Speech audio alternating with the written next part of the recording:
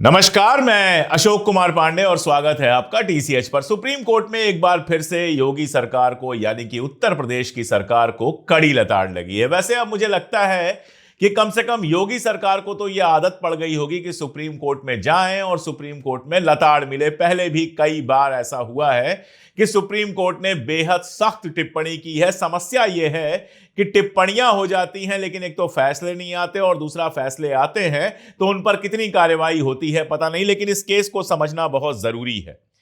यह केस ये था कि मार्च 2021 में 4-5 लोगों के घर आसपास थे। जुल्फिकार हैदर जो वकील हैं, प्रोफेसर अली अहमद हैं यानी प्रोफेसर हैं, और 2 महिलाएं और एक और व्यक्ति, यानी ये 5 लोगों ने कोर्ट का दरवाजा खटखटाया था। इनके जो मकान थे वो बिल्कुल आसपास अगल बगल के प्लॉट्स पे थे। ये प्रयागराज उर्फ इलाहाबाद का मामला है।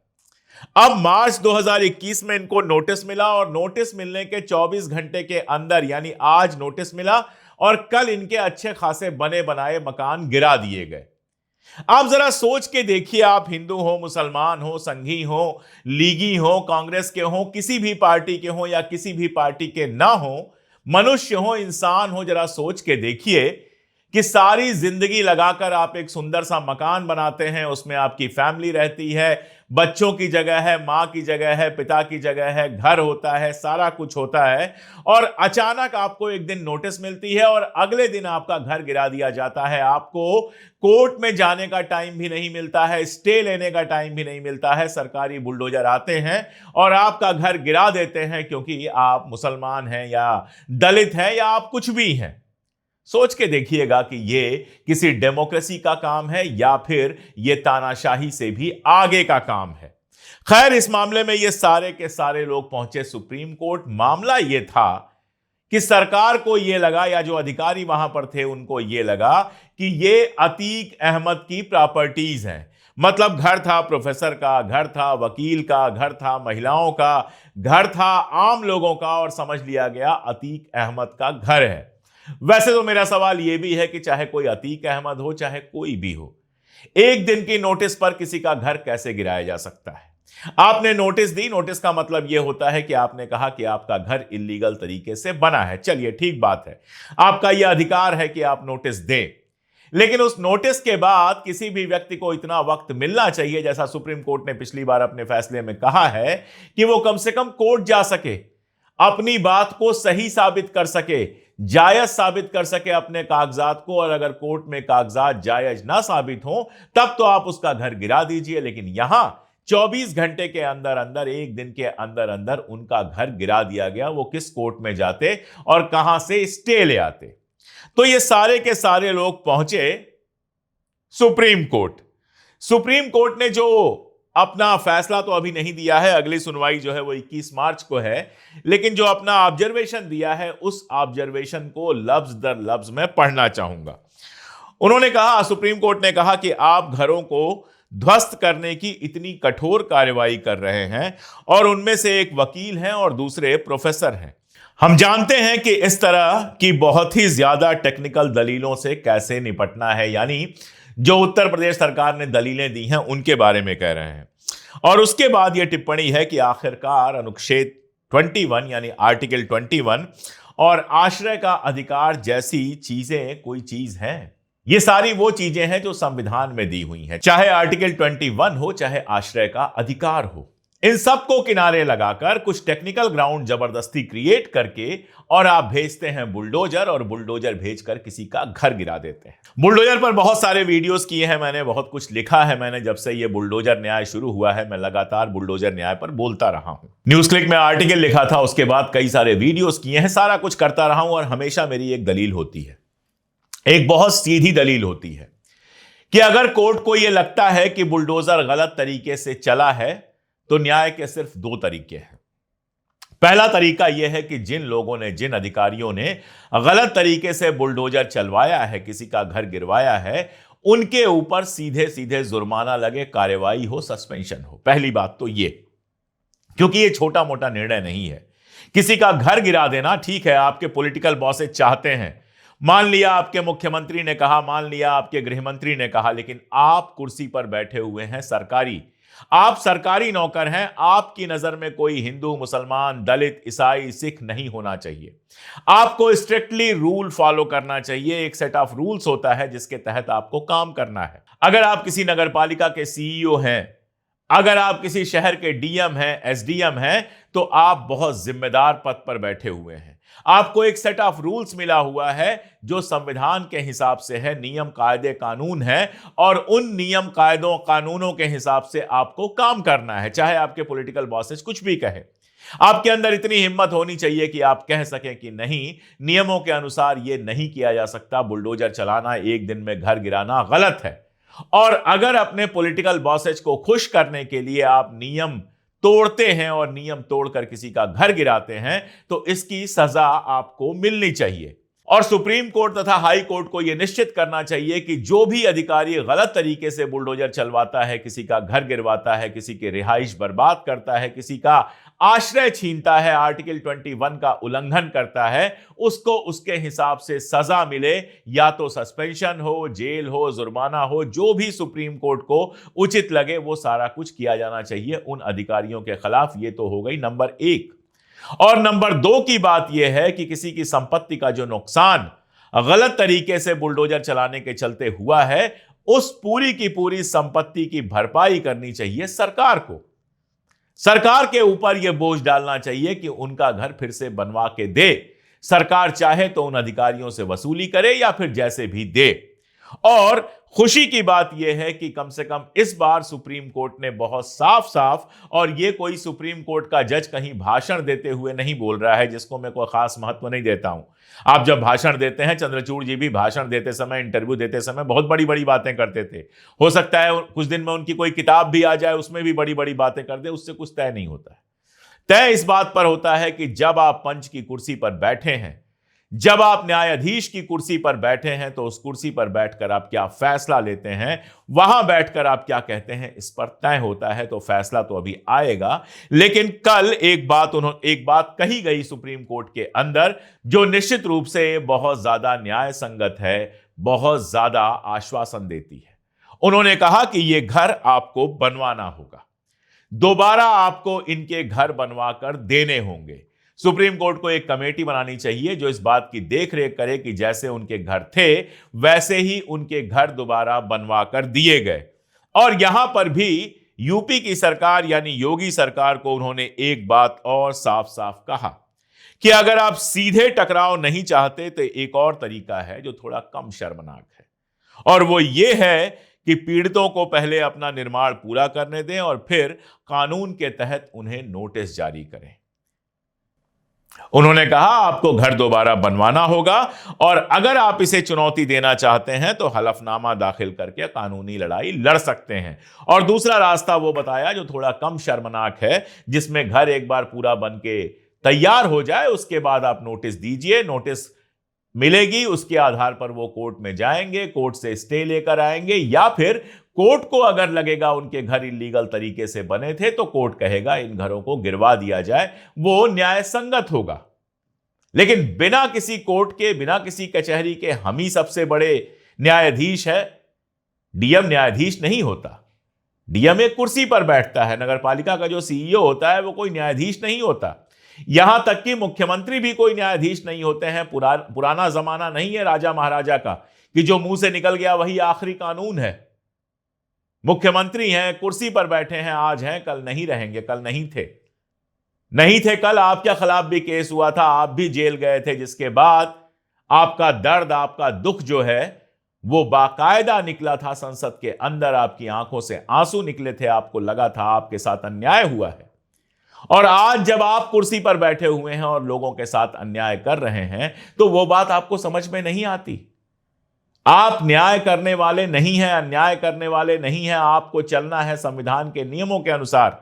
और अगर संविधान के नियम टूटते हैं, संविधान के नियमों के अनुसार नहीं चलते हैं, तो सुप्रीम कोर्ट बैठी है, हाई कोर्ट बैठी है उसकी जांच करने के लिए।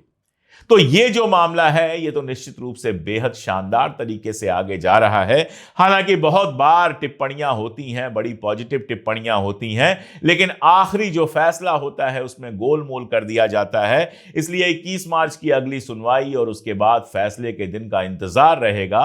अगर इलाहाबाद के मामले में वाकई सुप्रीम कोर्ट फैसला कोई कायदे का देती है, ऐसा फैसला देती है जिसमें अधिकारियों को सजा मिलती है और सरकार को फिर से मकान बनाने की जिम्मेदारी दी जाती है, तो वो एक नजीर की तरह हमें हमेशा हमारे सामने रहेगी। मतलब मेरी समझ में नहीं आता है कि यूपी के मुख्यमंत्री दिन रात दिन रात दिन रात सिर्फ इन्हीं चीजों में क्यों लगे रहते हैं। जिस यूपी के ऊपर 2024-25 में 9 लाख करोड़ का कर्ज है, एक आध रुपए का कर्ज नहीं है, 9 लाख करोड़ रुपए का कर्ज है, और जो नया बजट आया है उसमें 91,000 करोड़ रुपए के और कर्ज लेने की बात की गई है। यानी इकॉनमी की हालत यह है कि उत्तर प्रदेश की अर्थव्यवस्था उधारी पर चल रही है। कर्ज कर्ज और कर्ज लगातार, चूंकि बीजेपी की सरकार है इसलिए कर्ज मिलता जा रहा है। आप हिमाचल सरकार को देख लीजिए, उसने जब अपने लिए आर्थिक संसाधन जुटाने की कोशिश की, जबकि हिमाचल में कितना बुरा फ्लड आया था, प्राकृतिक आपदा आई थी, कितना नुकसान हुआ था, उसके बावजूद हिमाचल को उसका हिस्सा नहीं दिया गया। यूपी में चूंकि बीजेपी की सरकार है इसलिए पैसे लुटाए जा रहे हैं। 91,000 करोड़ रुपए का और नया लोन दिया गया है, जबकि 9 लाख करोड़ रुपए का पहले से लोन है। अगर आप औसत देखें तो यूपी में जो बच्चा पैदा हो रहा है उसके सर पर 36,000 रुपए का लोन है। हर आदमी पर, हर औरत पर, हर बच्चे पर, यानी प्रति व्यक्ति अगर देखा जाए तो 36,000 रुपए का लोन है यूपी में हर आदमी के ऊपर। जो टोटल बजट है आपका, उत्तर प्रदेश का जो टोटल बजट है उसका 14%, 14% जो है, यानी इसको अगर रुपयों में देखें तो 1.15 लाख करोड़, 1.15 लाख करोड़ रुपए जो है वो सिर्फ कर्ज और ब्याज चुकाने में जा रहा है। तो पिछले 7-8 साल से यूपी को कैसे चलाया गया है वो आप अच्छी तरह से समझते हैं, अच्छी तरह से समझ जाते हैं जब पता यह चलता है कि यूपी में हर आदमी के ऊपर 36,000 का कर्ज है और 14% बजट यूपी का केवल कर्जा चुकाने में और ब्याज चुकाने में जाता है। और बातें होती हैं बड़ी बड़ी, ये एमओयू हो गया, वो एमओयू हो गया, दुनिया भर की बातें होती है। पता चलता है फ्रॉड कंपनियों के साथ एमओयू हो जाता है, जो बस एमओयू दिखाते हैं और गायब हो जाते हैं। और मुख्यमंत्री जी इस आर्थिक दुर्दशा पर नहीं बोलते हैं और विधानसभा में खड़े होकर बयान देते हैं कि एक मलाह ने 30 करोड़ रुपए कमा लिए, जब उसी इलाहाबाद में, उसी प्रयाग में रोज शिकायत होती थी कि नाव वाले डबल ट्रिपल 4 गुना पैसा वसूल रहे हैं, जो मोटरसाइकिल से पहुंचा रहे हैं वो भी हजारों में पैसा वसूल रहे हैं। और ये शिकायत कोई मैं करने नहीं गया था, जो वहां श्रद्धालु गए थे वो शिकायत कर रहे थे, जो टीवी चैनल के लोग थे वो शिकायत कर रहे थे, जो पत्रकार थे वो शिकायत कर रहे थे कि हर चीज का रेट आसमान पर है। तब एक बार बयान नहीं दिया मुख्यमंत्री महोदय ने, एक बार बयान नहीं दिया योगी जी ने कि जनता की ये लूट क्यों चल रही है। और अब वो इस बात पर खुश हैं कि किसी नाविक परिवार ने इतने पैसे कमा लिए, 30 करोड़ रुपए कमा लिए। यह अलग बात है कि जब उस नाविक परिवार का डिटेल खंगाला गया तो पता चला कि वो तो एक आपराधिक परिवार है। उस परिवार के कई लोग जेल में हैं, कई लोगों के ऊपर मुकदमा चल रहा है। एक आदमी उसमें से है जिसकी गोलीबारी में, जो हिंदी के बड़े कवि हैं सूर्यकांत त्रिपाठी निराला, उनके प्रपौत्र को गोली लगी है, वो मारे गए हैं। तो अच्छा खासा अपराधी परिवार है। फिर पता यह चलता है कि इस परिवार की एक महिला को कुंभ में बिजली का ठेका दिया गया था, उसने भी 1 करोड़ रुपए कमा लिए। अब मेरी समझ में यह नहीं आता है कि जो इतना बड़ा अपराधी परिवार है उसको ही सारे ठेके क्यों मिल रहे थे भाई? क्यों एक ऐसे परिवार को सारे ठेके मिल रहे थे जिसके ऊपर दुनिया भर के केस हैं, जिसके लोग जेल में हैं, और जेल भी कोई छोटे मोटे अपराध में नहीं, हत्या, डकैती, इस तरह के अपराधों में जेल में हैं। इस तरह के अपराध उनके ऊपर मढ़े गए हैं, इस तरह के अपराध हैं जिनके वो दोषी पाए गए हैं। और ऐसे परिवार को आप सारे ठेके दे रहे हैं और उसके बाद विधानसभा में घोषणा कर रहे हैं कि एक नाविक परिवार ने 30 करोड़ रुपए कमा लिए। कमाल है। तो आपके पास संसद में आकर, विधानसभा में आकर यह बताने के लिए समय नहीं है कि आर्थिक घाटा जो इतना बड़ा आपका है, 9 लाख करोड़ का जो घाटा है, वो कैसे पूरा करेंगे आप। आपके पास यह बताने के लिए समय नहीं है कि कुंभ में जो जनता से लूट हुई है वो लूट क्यों हुई है। लेकिन आप एक ऐसे व्यक्ति की तारीफ कर रहे हैं, एक ऐसे व्यक्ति के 30 करोड़ रुपए कमाने की बात कर रहे हैं, जिसके ऊपर हत्या के प्रयास समेत कई धाराओं में 13 मुकदमे पहले से दर्ज हैं, जिसका बाप भी बड़े अपराधियों में था, जिसका भाई भी बड़े अपराधियों में है, जेल में है। ऐसे आदमी की आप तारीफ कर रहे हैं। अब सरकार चला रहे हैं या क्या चला रहे हैं पता नहीं। और अकेले योगी की बात क्यों हो। उत्तराखंड है, उत्तराखंड हमेशा से परेशान स्टेट्स में रहा है, जिसके नागरिक लगातार दिल्ली और दूसरी जगहों पर जाकर काम करने को मजबूर हुए हैं, क्योंकि पानी की समस्या है, बिजली की समस्या है, गांव रहने लायक नहीं रह गए हैं। और उसके बाद शुरू होती है दिल्ली की लूट, बाकी जगहों की लूट। देश भर से लोग जाकर उत्तराखंड में जमीनें खरीदते हैं और उत्तराखंड की हालत और खराब होती है। कभी लैंडस्लाइड हो रहा है, कभी कुछ हो रहा है, कभी कुछ हो रहा है। ये सारी चीजें आप जानते हैं, बताने की जरूरत नहीं है। हर चौथे पांचवें दिन लैंडस्लाइड की खबर आती है, हर चौथे पांचवें दिन लोगों के मारे जाने की खबर आती है। लेकिन पुष्कर सिंह धामी जो उत्तराखंड के मुख्यमंत्री हैं, वो किस काम में बिजी हैं। उन्होंने 11 मदरसों को सील कर दिया है। यानी हिंदू मुसलमान, हिंदू मुसलमान, हिंदू मुसलमान के आगे इनके पास किसी के पास कुछ नहीं है। मुसलमान है घर गिरा दो। अभी होली आ रही है, घोषणा कर दो कि किसी मुसलमान को सामान नहीं बेचने देंगे। कुंभ में घोषणा कर दो किसी मुसलमान को सामान नहीं बेचने देंगे। मदरसे बंद करा दो। एएमयू में एक नया तमाशा शुरू हो गया, अलीगढ़ मुस्लिम यूनिवर्सिटी में। वहां कभी होली मिलन समारोह नहीं होता रहा है। रमजान के महीने में होली पड़ी है तो अब आपको वहां पर होली मिलन समारोह करना है, और कहीं होली मिलन समारोह कर नहीं सकते।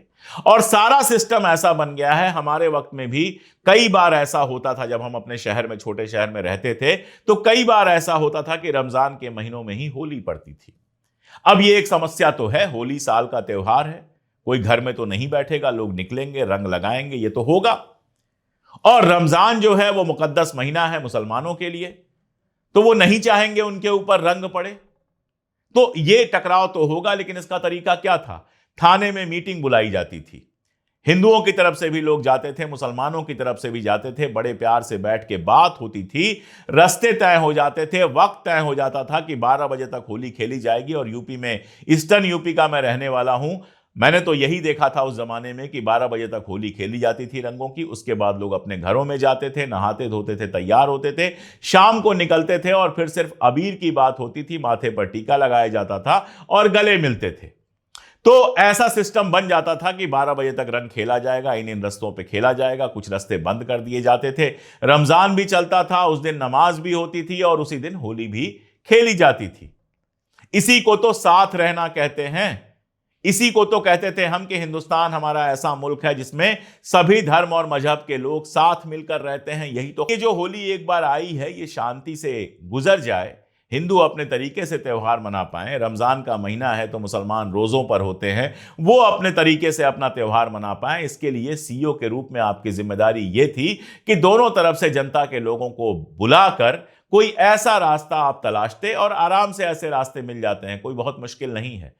एक ही शहर में रहते हैं, सब यार दोस्त होते हैं, आराम से एक दूसरे की बात समझते हैं और रास्ते निकल जाते हैं। यही हाल अलीगढ़ मुस्लिम यूनिवर्सिटी का है। एक नया बवाल छेड़ दिया गया है। अब बीजेपी कह रही है होली नहीं मनाने दी जाएगी तो ईद भी नहीं मनाने दी जाएगी। बस ठीक है, होली पे लड़ लीजिए, ईद पे लड़ लीजिए, दिवाली पे लड़ लीजिए, जितने त्यौहार आए, जो त्यौहार खुशी मनाने के लिए होते हैं उन सब पे लड़ लीजिए, लठ चलाइए, खून बहाइए, नारा लगाइए, बवाल कीजिए। और उसके बाद आपका स्टेट 9 लाख करोड़ के कर्जे में डूबा हो, इस पर कोई सवाल ना उठे। आपके स्टेट में एग्जाम नहीं हो पा रहे हैं, जब भी परीक्षाओं के एग्जाम होते हैं तो पेपर आउट हो जाता है, उस पर कोई बात ना हो। और ज्यादा बात हो तो बुलडोजर चलवा दीजिए। जिनके घर बुलडोजर चलेगा उनके घर तबाह होंगे, लेकिन दूसरे लोग देखकर कहेंगे देखो अब्दुल टाइट है, और आपके वोट टाइट रहेंगे, इसके अलावा कुछ भी टाइट नहीं होगा। ये राजनीति है या देश और प्रदेश को बर्बाद करने की साजिश, इसका फैसला मैं आपके ऊपर छोड़ता हूं। कमेंट में मुझे जरूर बताइएगा कि आपको क्या लगता है। आज के लिए इतना ही, बहुत शुक्रिया।